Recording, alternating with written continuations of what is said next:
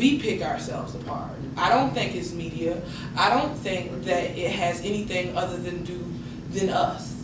Now, you can't help nobody who don't want to be helped. So I wouldn't say put yourself out there, but don't be so quick to throw in the towel on people, because somebody, if you sit here, somebody didn't throw in the towel on you. And I think that if we would sit back and not only appreciate where we are, but try and get somebody else up here with us. What's a leader without a follower? What's a contract without an endorser? So you can have all these things and you can talk real good, but if it's nobody, if just your group of friends, if it's just your group of friends, the people who are around you the only ones doing good, then what about the rest of us? Would start from within and start branching out from outside our comfort zone, outside the people who are just around us, taking care of minds. If you would work on us as a whole, help the African diaspora. People don't worry about whether or not they African American, or whether they Haitian American, or they Jamaican American, or whether they're Latino American. Anybody of color needs your hand. Honestly, I came here, me and my family were touring colleges, and I just really love the atmosphere here. I love the way the campus looked. I love the different programs that UCF had to offer. So just basically the atmosphere all together. But ironically, when I did my application, I was denied, but then I was considered a conditional student through this program called SOAR, which stands for Seizing Opportunities, Achievement, and Retention Program. And through this program, I was able to attend UCF over the summer. I had to take 3 classes, of which I had to attain a C average or better in order to pass. And once I did at the end, I was considered readmission towards the fall. UCF was like my backup. I initially wanted to go to Hampton, but yeah, that was like $26,000 a year, and the scholarship they gave me only covered like $8,000 of that. So UCF kind of just ended up being my blessing in disguise.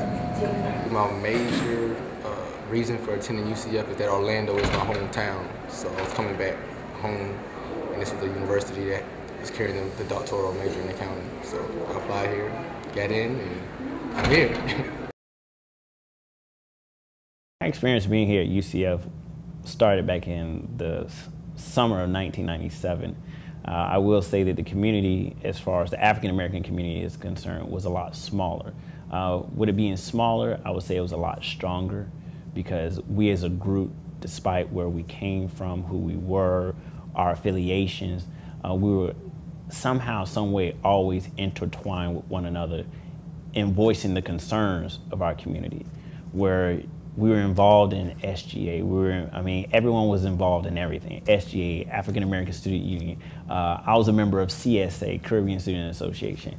There was a strong, thriving connection amongst us all, no matter what groups we were associated with.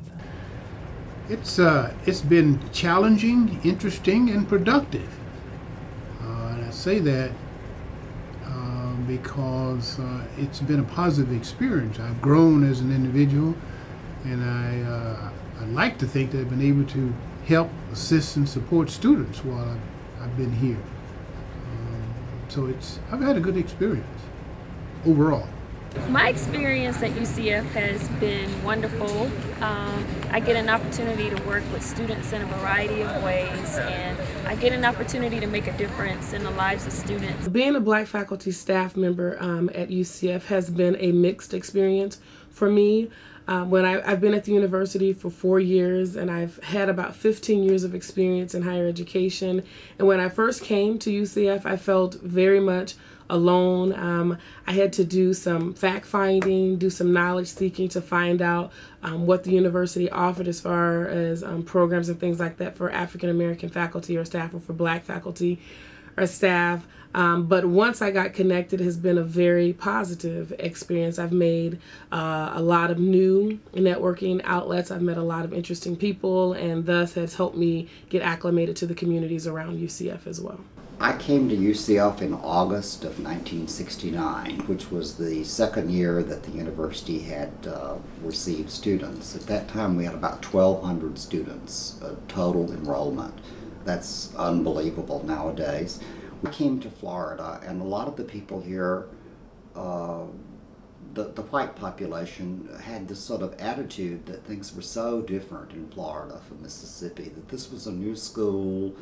It had no historical segregation or any history of bias toward people of color.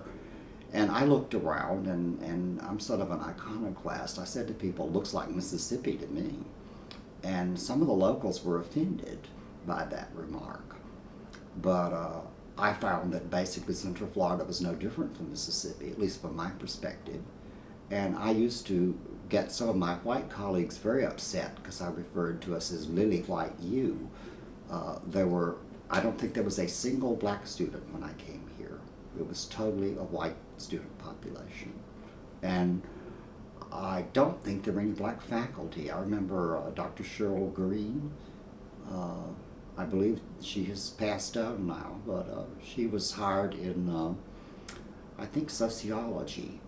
And there just were very few black faculty, and to my knowledge, no black students at all at that time.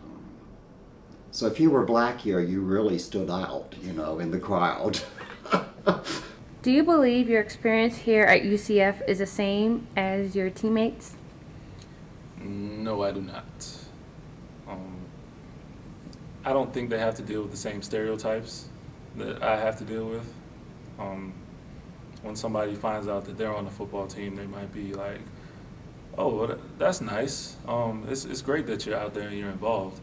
And if they find out that I'm on the football team, then it might be more of a, oh, so that's why he's at UCF. And you can sense that when you speak to people. You can sense that when you speak to certain professors or certain students. I would say overall my experience here it's been a great experience. But at the same time, from this, even though this is a school of diversity, you know, we hear that a lot. I would even say that even when it seems to start among the student body, but I think as you go higher within the organizational chart, the school really isn't that diverse. So that's something I will say that I think is important. I would say I've had a lot of interaction with other students, particularly transferring from a community college. I didn't really expect to be that involved because I was heavily involved at the community college level. But as soon as I got here, I got involved in transfer nights, which is for transfer students. Also the Legacy Leadership and Mentor Program, and also Golden Key International Honor Society. So I've had a chance to interact with a lot of different students on various levels outside of the classroom, which is a good thing because you're not always in the books. I actually got the great opportunity to work with a lot of people within MPHC, DGC, and also as well as the Office of Diversity Initiatives, and also obviously the Multicultural Student Center. I got to work a lot with Sherry and Grant Clark and Islandia and all them, and it's been pretty neat. I think it's been a great opportunity, and there's a lot of great events, a lot of things that really open my eyes up to what really diversity and inclusion really means on campus. At the start, our team was mainly Blacks and Asians, and we got to learn so much about their culture, and they got to learn so much about our culture, and we just blended so easily into one big happy family. You know, I was raised differently than your normal Asian American, so I always had a big group of politically correct urban friends, whether they're African American or Hispanic, throughout my lifetime. My Asians that I would probably hang out with are mostly family members. But besides that, you know, coming to UCF and everything, you know, a lot of my interaction was with the African American community. I've actually noticed it because a lot of times I won't see a black fraternity or sorority member hanging out with 9 white sorority and fraternity members. Or if you do see a black student really integrating with someone in another culture, it tends to be another ethnic group. I really rarely see a lot of black people hang out with a lot of white people just doing nothing. That's an unfortunate circumstance because, again, we're in college, supposed to be experiencing new things, break the trend of just hanging out with people just like you. I do believe that. I believe that the black community on this campus is self-segregated, mainly because they probably don't find much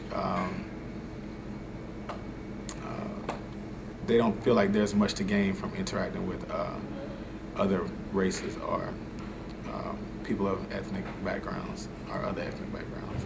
A lot of black students will just not see the logic in making an attempt to go outside of the minority reach, not so much just black students, because they don't mind chilling with Hispanics, or maybe you'll have the bold few that'll go and chill with Asians, but for the fact of hanging out with white people by choice and not doing it for a class, for organization, or for some other reason or necessity, they wouldn't see the use in it.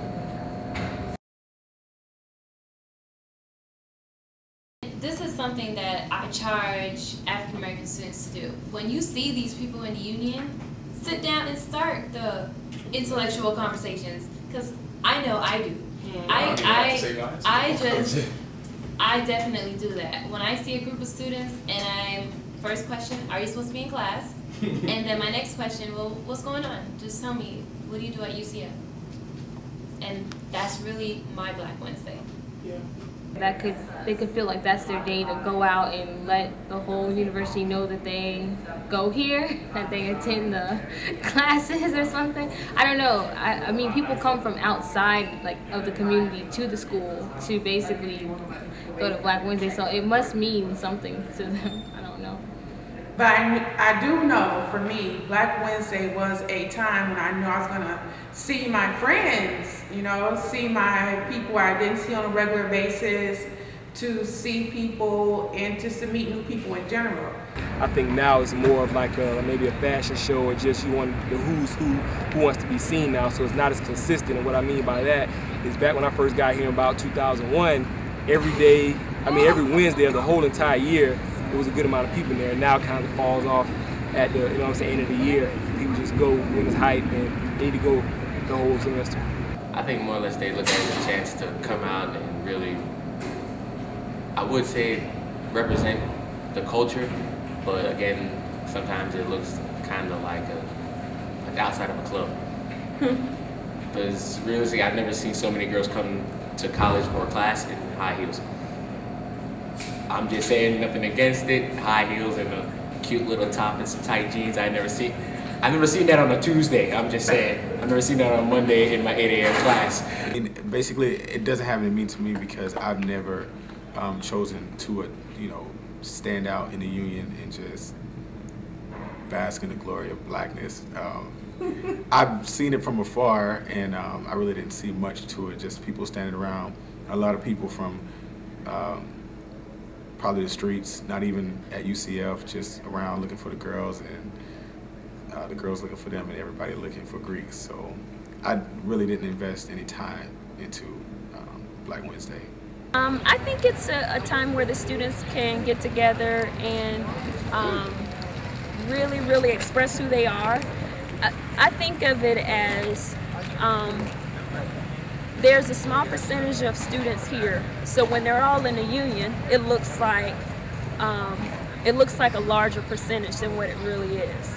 But it's not. It's just we're all there.